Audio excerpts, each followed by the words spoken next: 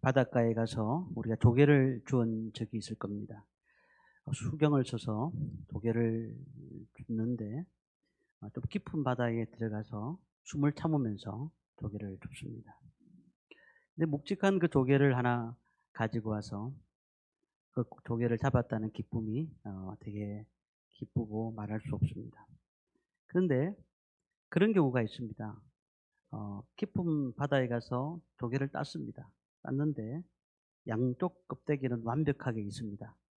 근데 또 가만히 안을 열어보니까 안에 알맹이가 없는 겁니다. 안이 텅 비어 있는 겁니다. 근데 최선을 다해서 밑에 내려가서 조개를 땄는데 불구하고 안에는 텅 비어 있는 조개를 보면서 야, 내가 이렇게 고생을 했다. 그런데 아무것도 없다. 라고 허탈해할 때가 있다는 겁니다. 우리가 껍질이 좋으면 안에도 좋아야 된다. 껍질이 좋으면 안에도 좋아야 된다. 이런 생각을 많이 가지고 있지 않습니까? 근데 하나님께서도 마찬가지 같습니다. 우리 겉에는 되게 멋있고 되게 좋은데 그런데 안에 보니까 볼 게 없는 거예요. 겉모양은 그리스도인입니다. 그런데 그 속은 그리스도인이 아닌 겁니다. 외모를 보면은 하나님을 따르는 사람 같은데 그런데 겉으로 보면 거룩한 사람 같은데 그런데 안으로 보면 거룩한 사람이 아닌 것입니다. 그 대표적인 사람이 서기관들이고 장로들이고 제사장들이었습니다. 그들은 정말로 이스라엘 민족들을 이끌어가는 지도자였습니다. 하나님을 사랑하고 하나님을 충성스럽게 여기는 믿음의 사람입니다. 그래서 그들이 자신의 율법을 가지고 하나님 율법을 가지고 많은 사람을 정죄하기도 합니다. 그리고 잘못된 것이 있으면 감옥에 넣기도 하고 때리기도 하고 심지어 죽이기까지 하는 사람들이었습니다. 그러면서도 자신은 가책을 느끼지 못합니다. 왜냐하면 자신은 깨끗하기 때문에 자신은 거룩하기 때문에 괜찮다고 생각하는 겁니다. 너무너무 거룩한 사람이라고 생각하는데 속에는 너무너무 더러운 것입니다. 우리가 말씀을 가르치는 사람들을 보면서 그 말씀이 참으로 그 말씀은 너무 은혜가 되고 그 말씀이 정말 우리 마음속에 깊이 파고드는 말씀인 경우가 많습니다. 그런데 그 삶을 보면 하나님이 기뻐하지 않는 사람들이 너무 많은 거예요. 우리 성도님들도 그렇습니다. 신앙생활을 열심히 했습니다. 지금까지 5년, 10년, 20년, 30년, 아니 40년 동안 신앙생활을 하셨습니다. 겉으로 볼 때는 오랫동안 예수 믿었기 때문에 흔들림이 없습니다. 완벽합니다. 어릴 때부터 교회를 나왔거든요. 그래서 신앙이라는 것은 누가 뭐래도 내 신앙은 내세울 수 있는 신앙인 것이죠. 예배 드리기도 하고 헌금도 드리기도 하고 완벽한 그리스도인입니다. 그런데 어느 순간 보니까 내가 교회를 계속 나오긴 하는데 습관화돼 버린 겁니다. 그냥 주일 11시 되면 가야 되겠구나. 그리고 월요일부터 토요일까지의 삶은 그리스도인이 아닌 세상과 더불어 살아가는데 빛된 생활, 소금된 생활은 전혀 없는 겁니다. 왜 그럴까요? 하나님과 참 만남이 없었기 때문에 그런 겁니다. 우리가 예배를 드리고 하나님 앞에 나왔는데도 불구하고 하나님이 거룩한 만남, 하나님께서 우리에게 주시는 은혜의 복을 받아 누리지 못하면 늘 우리는 습관처럼 예배를 드리고 습관처럼 신앙생활을 할 수밖에 없다는 겁니다. 이 서기관들 보십시오. 이 사람들은 성경을 굉장히 잘합니다. 성경 암송도 잘합니다. 이 사람들은 늘 예배에 빠지지 않는 사람들이었습니다. 그런데 그 속은 비어 있었습니다. 그래서 예수님께서는 뭐라고 말씀하셨느냐 하면 그들을 향해서 회칠한 무덤이다. 그렇게 말씀하셨어요. 마태복음 23장의 말씀 쭉 보니까 예수님께서 그들에게 하면서 7번이나 저주하셨어요. 7번이나. 화 있을진저 서기관들과 바리새인들이여. 그렇게 말씀하셨습니다. 우리가 하나님 앞에 말씀 앞에 나와 있습니다. 오늘도 말씀을 들으려고 오셨고 예배 드리려고 오셨습니다. 그리고 한때 정말로 하나님 은혜를 사모했습니다. 그냥 하나님 은혜를 사모하기 위해서 거의 예배에 빠진 적이 없이 갔습니다. 성경도 읽었습니다. 그리고 교회 직분도 받았습니다. 봉사도 했습니다. 그런데 어느 순간부터 간섭화돼 버린 거예요. 교회를 다니는 것이 습관화된 거예요. 오늘 교회 가야 되겠구나. 종교화돼 버린 것입니다. 살아계신 하나님과 교제가 없는 거예요. 교제는 늘 없고 그냥 형식화된 예배, 형식화된 제물을 드리면서 하나님께 나가는 겁니다. 자, 오늘 사도행전 7장 2절부터 53절까지 스데반의 설교가 나와 있어요. 스데반이 정말 긴 설교를 했죠. 이 원고만 가지고 설교를 해도 1시간이 넘는 분량의 설교입니다. 이 스데반이 어떤 설교를 했을까요? 구약의 역사를 다 짚었습니다. 구약의 역사. 2절부터 16절까지는 창세기입니다. 그리고 17절부터 41절까지는 출애굽기와 레위기입니다. 그리고 신명기, 그리고 45절 한 절은 여호수아입니다. 46절, 47절은 사무엘하부터 역대하까지, 48절부터 50절까지는 에스라부터 말라기까지 말씀을 다 요약해서 그 구약 성경을 다 인용을 했습니다. 그러니까 사도행전 7장에서 그 많은 절을 통해서 수많은 구약의 역사를 다시 한 번 더 얘기하고 있습니다. 그런데 여기서 반복되는 주제가 무엇일까요? 여기서 반복되는 주제가 무엇이냐? 계속 그 말씀이 들리고 있는데 계속 들리다 보면 어떤 소리가 들릴까요? 여기서 분명히 스데반이 하고 싶은 얘기가 있습니다. 신앙과 불신앙 얘기입니다. 다시 말하면 순종과 불순종 얘기입니다. 순종하느냐 불순종하느냐, 이스라엘 민족들이 어떻게 살았는지를 분명히 얘기하고 있다는 겁니다. 창세기에서는 누구를 얘기하고 있죠? 아브라함에 대해서 얘기하고 있습니다. 아브라함이 순종할 수 없는 위치에 있었습니다. 잘 아시지 않습니까? 본토 친척 아비 집을 떠나라 라고 하나님이 말씀하셨습니다. 어떻게 그 집을 떠날 수가 있겠습니까? 그런데 하나님의 말씀이니까 떠났다. 아브라함이 순종했다라고 성경은 말하고 있죠. 왜입니까? 하나님을 믿었기 때문에 순종했다. 그분이 선한 길로 인도하실 것을 믿었기 때문에 그는 순종했다고 말을 합니다. 자, 그런데 요셉의 10형제는 불순종했습니다. 요셉을 팔아버렸습니다. 그러니까 이 언 20개에 팔아버렸는데 이 사람들은 불순종했다라고 지금 스데반이 이야기를 하고 있습니다. 출애굽도 마찬가지입니다. 모세는 하나님 말씀에 순종을 했는데 이스라엘 민족들은 불순종했다. 그들이 얼마나 불순종했느냐 하면 우상을 만들어서 모세가 내려오기 전까지 불안하니까 금으로 만든 우상을 섬겼다. 불순종했다라고 얘기를 하고 있습니다. 스데반의 설교의 요지는 그런 겁니다. 순종이냐 불순종이냐. 자, 그렇다면 그 말씀으로 우리에게 다가오는 것이 아니고요. 과거에 있었던 순종과 불순종에 대한 얘기를 하는 것이 아니고 이제 설교의 시제를 바꿔버립니다. 현재 시제. 오늘날은 그렇다면 어떻게 살고 있는가? 이스라엘 사람들아, 너희들이 과거에 불순종한 사람들을 보았느냐? 그 불순종의 제약으로 인해서 많은 사람들이 무너졌고 그들이 하나님 앞에 버림을 받았다. 그것이 과거에만 있었던 것이냐? 지금 이 시간에도 하나님 말씀에 순종하는 사람이 있고 불순종하는 사람이 있다. 너희들은 하나님 말씀에 불순종한 사람이라 라고 이렇게 스데반이 얘기를 하고 있다는 겁니다. 똑같이 예배를 드리고 똑같이 주님을 섬기고 똑같이 그리스도인이라는 얘기를 들었음에도 불구하고 어떤 성도님들은 순종하는 성도님들, 어떤 성도님들은 불순종하는 성도가 있더라는 겁니다. 왜 그럴까요? 밖에서 볼 때는 다 똑같아요. 밖에서 볼 때는 너무 고독합니다.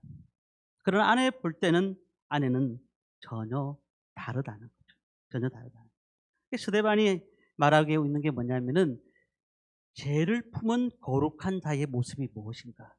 죄를 품은 거룩한 모습이 누구인가를 얘기를 하고 있는 겁니다. 오늘 이 말씀을 우리 몇 가지로 말씀을 드리려고 하는데요. 먼저 불순종의 사람들의 특징이 하나 있습니다.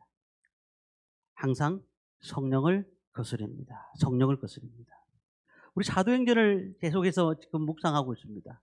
사도행전을 다른 말로 하면 성령행전이다 이렇게 되어 있어요.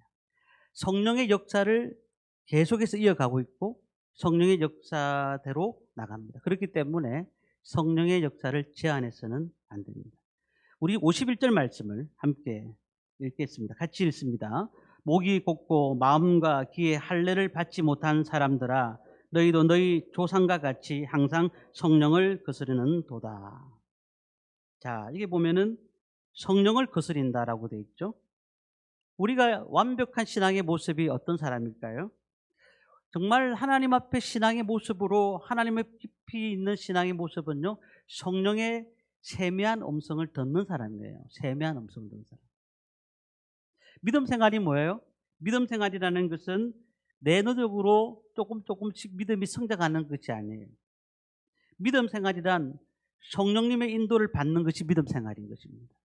우리가 우리 힘으로 믿음 생활을 잘해보겠다고 다짐하는 것 한계가 있는 것이에요. 그런데 성령님께서 우리를 인도해 가시면 그 믿음 생활은 점차 우리가 더 나아질 수가 있습니다. 다시 말씀드립니다. 예수 그리스도를 우리 구주로 영접하고 내 마음속에 누가 계시나요? 성령님이 계십니다. 우리가 제약된 모든 모습을 다 벗어버리고 내 마음속에 성령님을 모시고 있지 않습니까? 그러면 우리는 누구의 인도를 받고 있느냐는 겁니다. 성령님의 인도를 받는 거예요. 그 말은 성령님의 세밀한 음성을 귀를 기울여야 된다는 겁니다. 근데 요즘 보십시오. 얼마나 많은 사람들이 사람들의 말에 귀를 기울입니다. 물질과 환경과 이성과 모든 것들을 다 종합하면서 판단을 하는 거예요. 우리가 하나님 말씀을 가지고 이 땅에 살아가야 된다고 늘 우리는 듣고 있음에도 불구하고 성령을 말씀을 듣지 않는다는 거예요. 인터넷 얼마나 많이 봅니까? 우리가 다 인터넷을 하십니다. 그뿐만 아닙니다. 요즘은 대세가 뭐죠? 유튜브 아니겠습니까? 유튜브를 너무 많이 보고 있습니다. 필요한 유튜브를 보면서 많은 것들을 기대고 있습니다. 그런데 근래에 충격적인 기사가 하나 났지 않습니까? 유튜브 하는 사람들이 조회수를 많이 올리게 되면 아무래도 자기의 돈이 많이 올라가니까 돈을 많이 벌 수 있으니까 어떻게 하면 좀 돈을 많이 벌 수 있을까 생각하다가 조회수를 올려야 되잖아요. 그러니까 생방송에서요 직접 가서 싸우기도 하고 그리고 성적으로 문란한 행동을 보이기도 하고 사람을 죽이기까지 했다는 거예요. 우리는 이런 시대에 살고 있다는 거예요. 우리는 잘못된 것을 그들이 틀어놓고도 우리를 보고 있을 때가 있어요. 그들이 잘못된 것인 우리는 알고 있으면서도 보고 있다고요. 그러니까 우리가 악한 영이 성령이 살아야 되는 우리 마음속에 자꾸 악한 영이 가할 수 있도록 우리 마음을 열어두는 거예요. 열어두는 거예요. 그러니까 악한 영이 우리를 자꾸 넘어뜨리는 거예요. 그래서 어떤 학생들은 빠져나오지를 못합니다. 빠져나오지를 못해요. 늘 그게 잠겨 있는 겁니다. 잠겨 있는 거예요. 우리가 성령님이 역사하시도록 우리 마음의 방을 열어드려야 됩니다. 그리고 그분이 우리를 차지할 수 있도록 우리의 모든 것을 덮을 수 있도록 우리가 내어드려야 된다는 겁니다. 아니 잠시 1분 있다가 가실 분이 아니에요. 잠시 한 달 있다가 가시는 것이 아니고 영원토록 그 성령님이 우리 가운데 오시도록 우리 마음 문을 열어드려야 됩니다. 어떻게 이룰 수 있을까요? 제가 있는데요. 예수님을 통하여서 열 수가 있는 줄 믿습니다. 예수님을 통하여서 우리는 죄인이에요. 우리는 정말 부족한 자잖아요. 아무것도 할 수 없는 자잖아요. 예수님이 그 문을 열어주셨고 예수님을 통하여서 우리가 주님 앞에 하나님 앞에 갈 수가 있다는 겁니다. 그래서 예수님이 흘리신 십자가의 붉은 피를 통해서 하나님을 볼 수가 있는 겁니다. 이것을 우리는 신분적으로 변했다고 해서 칭이라는 말을 쓰고 있습니다. 우리가 신분적으로 어렵게 된 거예요. 우리는 원래 죄인이지만 예수님 때문에 어렵게 되었다는 겁니다. 그래서 예수를 믿고 난 다음에 우리는 거룩한 사람이 아니에요. 그렇지만 거룩함을 우리에게 주셨어요. 성령의 내주하심이라고 합니다. 성령이 우리 가운데 계신다는 것을 얘기합니다. 자, 그렇다면 우리 가운데 성령님이 계시면 무슨 일을 할까요? 팔짱만 딱 끼고 가만히 우리의 삶을 보고 계실까요? 그렇지 않습니다. 우리를 어떻게 인도하시는지는 광야 생활 40년 동안 이스라엘 민족들을 통해서 알 수가 있어요. 첫 번째는 구름과 불기둥 가지고, 오늘도 막 집사님 기도하셨지만은 구름과 불기둥으로 인도하시잖아요. 그리고 필요할 때, 먹을 것이 없을 때 만나를 주셨잖아요. 그리고 물이 없을 때 물을 주셨어요. 그리고 고기가 필요할 때 메추라기를 주셨어요. 하나님께서 우리를 어떻게 인도하셨느냐고요. 필요한 것들을 적절하게 공급하시면서 우리를 이끌어 가셨다는 사실입니다. 그러면 믿음의 사람들은 성령의 인도를 받아야 되는 거예요. 사람들의 인도를 받는 것이 아니에요. 세상의 것들의 인도를 받는 것이 아니에요. 세상 사람들이 이것이 좋다, 저것이 좋다고 말할 때 우리는 하나님의 말씀 앞에 서야 될 줄 믿습니다. 성령님께서 이 문제에 대해서 네가 참어라 라고 말씀하시는 마음의 강함이 들리면 참아야 됩니다. 성령님이 계시면 우리의 인내할 수가 있어요. 그 환경을 이길 수가 있어요. 내 힘으로 이길 수 있을까요? 아니에요. 하나님이 주시는 은혜로 이길 수가 있는 거예요. 우리 가운데 어려운 일이 있습니까? 그러면 성령님의 인도를 받으시기 바랍니다. 우리가 힘든 문제가 있습니까? 답답한 문제가 있습니까? 성령님 앞에 우리 삶을 내어놓으시기를 바랍니다. 그런데 성령을 거스린 자들은 어떠한 자냐? 밖에서 볼 때 화려합니다. 믿음의 사람 같아요. 그런데 성령이 우리 가운데 임하시는데 불이 활활 타오르는데 물을 껴얹는 사람들이에요. 무슨 말인가요? 성령 역사에 내 생각을 앞세우는 겁니다. 하나님 말씀은 그렇지만 지금 인생 돌아가는 거, 인간 돌아가는 걸 보시라고요. 지금 그건 우리가 받을 수 있는 문제가 아닙니다. 성령을 근심하게 만듭니다. 성령님께 순종하지 않으면, 하나님이 기뻐하시는 일을 하지 않으면 결국은 우리 가운데 성령이 자꾸 소멸돼 가는 겁니다. 소멸돼 가는 거예요. 그래서 스데반은 설교하는 거예요. 그 이스라엘 민족들이 성령의 인도를 받지 못해서 멸망했습니까? 아니요. 성령의 인도를 거절했기 때문에 멸망한 겁니다. 정확하게 우리는 알아야 됩니다. 우리 안에 살아계신 하나님의 음성, 성령의 음성을 듣고 계십니까? 하나님께서 말씀하시는 그 말씀을 듣고 계십니까? 그렇다면 우리의 인생은 그 성령님께 우리의 삶을 맡겨야 되는 거예요. 우리 인생 가운데. 순종의 사람은 성령의 역사에 굴복하는 줄 믿습니다. 두 번째는요, 이 불순종의 사람의 특징이 뭐냐면 예수 그리스도를 거역하는 겁니다. 우리 52절 말씀을 함께 읽겠습니다. 같이 읽습니다. 너희 조상들이 선지자들 중 중에 누구를 박해하지 아니하였느냐? 의인이 오시리라 예고한 자들을 그들을 죽였고 이제 너희는 그 의인을 잡아준 자요 살인한 자가 되나니. 아멘. 자, 조상들이 선지자들을 박해했는데 왜 박해를 했는가? 오늘 말씀을 보니까 모든 선지자가 박해를 받지 않았고 의인이 오시리라고 예고한 선지자만 박해를 받았다, 이렇게 돼 있어요. 그럼 의인이 누굴까요? 메시아잖아요. 그러니까 메시아를 예고한 선지자들만 박해를 받았다라고 말씀을 하고 있는 겁니다. 그러니까 그 선지자들이 무슨 얘기를 했느냐면 전체적으로 볼 때 너희들이 행위로는 구원받지 못한다. 의인 한 사람을 이 땅에 보낼 것인데 그분은 하나님이시지만 인간의 모습으로 이 땅에 오실 것이다. 그래서 너희들의 모든 죄를 도말해 주실 것이다 라고 선지자들이 얘기를 했다는 겁니다. 의인이 오실 것이다 라고 얘기를 한 거예요. 메시아를 보낼 것이다. 자, 그런데 그들을 너희들은 다 죽였다. 그렇게 말씀하고 있죠. 자, 그러니까 이전에 두 번째는 또 뭐라 돼 있죠? 이제 너희는 그 의인을 잡아준 자요 살인한 자가 되었으니. 자, 이제 그분이 오셨잖아요. 예수님이 오셨습니다. 오셨는데 그분을 죽인 자가 되었다는 거예요. 전에는 선지자를 죽였는데 이제는 예수님을 직접 죽인 자가 되었다. 그럼 어떤 게 나쁘냐는 거예요. 어떤 게 나쁘냐. 너희가 그 의인을 죽였도다라고 말씀합니다. 우리가 십자가라는 그 용어를 교회에서 많이 사용합니다. 그런데 십자가라는 단어를 들으면은 우리 마음에 감동이 생깁니까? 예수님이 나를 위해서 십자가에 달려 돌아가셨다. 예수님 나를 위해서 목숨을 바쳐셔서 내가 죄인된 우리를 구원하시도록 천국에 이끄시도록 인도하셨다. 우리가 그 십자가에 대한 감동이 생깁니다. 다윗이 시편 51편 12절에 이렇게 말씀하고 있어요. 주의 구원을 즐거움을 내게 회복시켜 주시고 자원하는 심령을 주사 나를 붙드소서. 다윗이요, 제일 힘들었던 게 뭐냐면 주의 구원을 회복시켜 달라고 그렇게 기도하고 있어요. 우리가 이 신앙생활 하다 보면 제일 힘든 것이 예수를 빠진 생활이에요. 예수님의 십자가가 빠져 있는 거예요. 그냥 내가 교회를 통해서 뭔가를 안정스럽고 편안하게 예수를 믿는, 그냥 하나님 앞에 나가는 그런 모습만을 바라보고 있는 겁니다.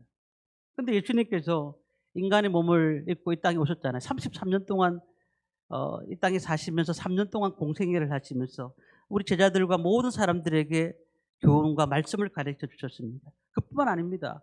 갈보리 십자가에서 피 흘려 죽으셨고 나를 위해서, 우리를 위해서 물과 피를 다 흘리셨잖아요. 그리고 난 다음에 어떻게 하셨을까요? 부활하셨습니다. 부활하셨어요. 부활하신 후에 많은 사람들에게 보이시고 승천하셨습니다. 그리고 마지막에 뭐라고 하셨습니까? 이 그대로 내가 오겠다고 말씀하셨어요. 재림주로 오시겠다고 말씀하셨어요. 그러면 왜 오실까요? 너희들이 순종의 사람인가 불순종의 사람인가를 판단하기 위해서 오겠다고 말씀하시는 겁니다. 믿지 않는 사람들, 그 사람들은 당연히 지옥 백성입니다. 믿는 사람 가운데서도 정말 순종의 사람인가 아니면 불순종의 사람인가를 분명히 보시겠다고 하시는 거예요. 우리 이 땅에 살면서 정말 예수 그리스도를 믿고 순종의 삶을 살고 계십니까? 이 순종의 사람은 믿음 생활이 달라요. 예수 그리스도를 받아들입니다. 그리고 예수님을 나의 주인으로 모시는 겁니다. 나의 모든 것들이 주님의 것입니다. 나의 인생 가운데서 모든 것이 주의 것입니다라고 고백하는 사람들입니다.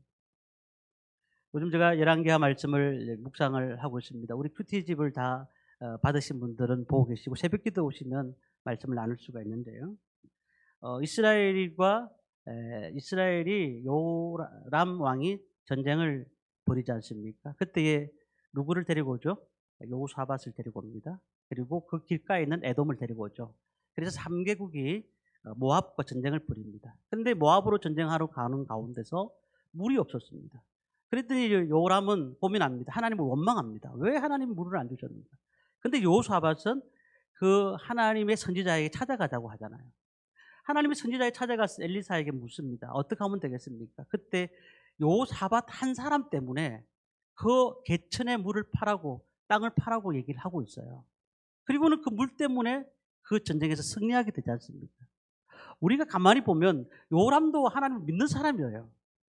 그런데 그 사람의 특징이 뭐냐면 혼합주의입니다. 혼합주의. 하나님도 좋고 우상도 좋고.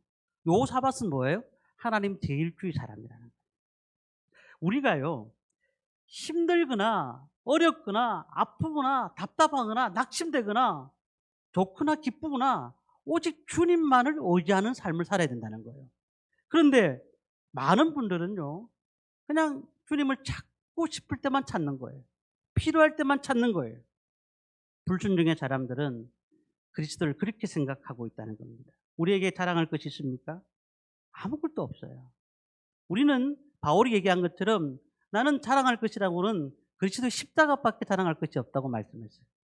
그래서 우리는 얼마나 죄인입니까? 근데 예수님께서 나를 위해서 십자가에 달려 돌아가시고 이 땅에 오신 것이 얼마나 감사한지 몰라요. 그러니 우리는 그리스도를 불순종하는 사람이 되어서는 안 됩니다. 마지막 세 번째, 이 불순종의 사람들은 하나님의 말씀을 지키지 않습니다. 우리 53절 말씀을 함께 보겠습니다. 같이 읽습니다. 너희는 천사가 전한 율법을 받고도 지키지 아니하였도다 하니라. 천사가 전한 율법을 받고도 지키지 아니했다. 말씀을 지키지 않는 거예요. 그리고 51절에는 이렇게 또 표현을 하죠. 목이 곧고 마음과 귀에 할례를 받지 못한 사람들아. 우리 할례가 구약시대에 뭘까요? 나는 죽었다는 것을 사망 선고한 것이, 나는 죽었다는 거예요. 내가 육신에 대해서 죽었다는 것을 사망 선고하는 것입니다. 그러니까 나의 인간의 조건이나 능력으로 이 땅을 살 수 없음을 고백하는 것이라는 겁니다. 그런데 유대인들이 할례를 뭐라고 생각하는 줄 아십니까? 자기 민족의 우월성을 드러내는 겁니다. 우월성을 드러내는. 스데반이 어떤 설교를 하는지 아시겠습니까? 자, 너희들이 지금까지 예수를 믿고 하나님을 알았다고 하는 너희들이 이제 너희들 기초가 뭐냐는 거예요. 기초가 내가 했다. 내가 잘했기 때문에 이렇게 잘한 것이다. 내가 이렇게 했기 때문에 이렇게 할 것이다. 라고 자랑하는 그 모습을 보면서 이 스데반은 분명히 지적을 하고 있다는 겁니다. 오늘 우리는요, 수많은 말씀을 듣고 있고 수많은 예배를 드리고 있습니다. 그런데 그 말씀을 듣고 어떻게 할까요? 순종하지 않는다는 거예요. 말씀에 순종하지 않는다. 자기 생각으로 꽉 차 있는 겁니다. 내 생각으로 꽉 차 있으니까 아무리 말씀을 들어도 이 말씀은 들을 수 있고 이 말씀을 듣지 말아야지. 우리 삶이 그러니까 변화가 일어나지가 않는 거예요. 하나님 말씀이라면 그 말씀을 아멘으로 받고 그 말씀을 온전히 순종함으로써 역사가 나타난다는 겁니다. 스데반이 지금 그 유대인들에게 얘기하고 있는 게 뭐예요? 그들은 말씀은 너무 잘 알고 있다고. 근데 그들이 듣고 싶은 말씀만 듣고 듣지 않는 말씀은 듣지 않는다는 거예요. 자기 삶도 자랑밖에 없다는 거죠. 오늘 우리가 어떻게 생각하십니까? 마지막 때에 주님께서 우리에게 이 땅에 오실 때 우리가 어떤 것들을 보이시기 원하십니까? 너가 말씀을 지켰느냐? 주님께서는 그렇게 말씀하실 겁니다. 우리의 생각이 아닌, 우리가 지금까지 믿었던 몇 년 동안의 신앙이 아닌, 하나님이 지금 내게 말씀하시는 그 말씀을 내가 듣고 순종하느냐가 너무너무 중요한 것입니다. 말씀을 마치겠습니다. 우리 하나님 말씀 앞에 마음을 여십시오. 지금이 하나님이 우리를 구원하실 때이고 마음을 열기만 하면은 우리의 모든 죄악을 없애 주신다고 말씀하셨습니다. 만나 주신다고 말씀하셨습니다. 스데반의 설교가 그들을 위한 설교지만 또한 우리를 위한 설교가 될 수가 있습니다. 이제는요, 우리의 삶들을 돌아보면서 성령을 거스르는 일이 없도록 해야 돼요. 예수 그리스도를 거역하는 일이 없도록 해야 됩니다. 그리고 하나님 말씀을 지키는 자들이 되셔서 오늘도 성령의 은혜를 충만히 받아서 하나님이 기쁨되고 우리 삶 가운데 주시는 은혜를 받아 누리는 저와 성도님들 되시기를 주님의 이름으로 축원합니다.